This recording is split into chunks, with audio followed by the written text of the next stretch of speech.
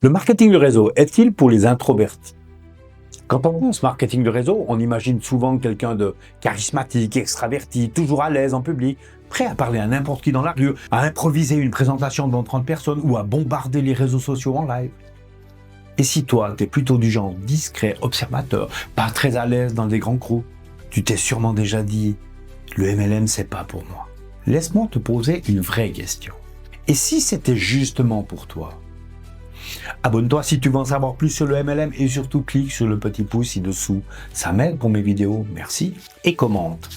Est-ce que tu penses que ton tempérament est un frein ou une force? Quand j'ai commencé, je me suis senti en décalage. Je voyais des gens ultra à l'aise, qui parlaient fort, qui n'avaient peur de rien.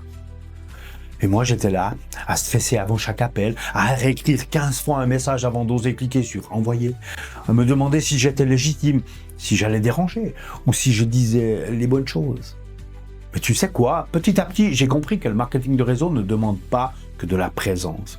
Il demande surtout de la sincérité. Être introverti, c'est pas un défaut, c'est une autre façon de fonctionner.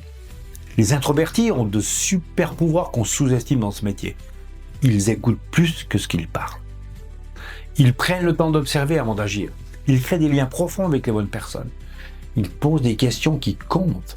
Et surtout, ils n'ont pas besoin de forcer parce qu'ils ne vendent pas un rêve. Ils partagent une réalité. Le MLM, c'est pas convaincre tout le monde, c'est trouver les bonnes personnes. Celles qui te ressemblent, celles que ton énergie tranquille rassure. Celles qui sont fatiguées des discours des vendeurs. Et aujourd'hui, avec les outils qu'on a, tu peux bâtir ton activité sans changer de nature. Tu peux créer du contenu à ton rythme, partager tes réflexions, ton parcours, ta vérité.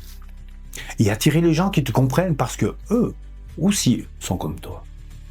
Tu peux écrire, tu peux parler en one-to-one, tu peux créer un espace sécurisé pour les autres introvertis et leur montrer que eux aussi peuvent réussir.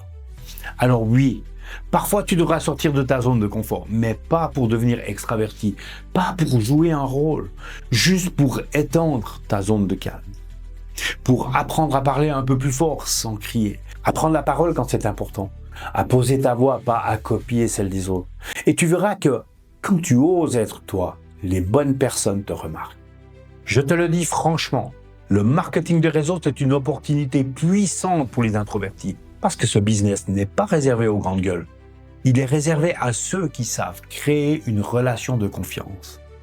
Et là-dessus, si tu sais écouter, si tu sais observer, tu es déjà en avance sur 80% des gens.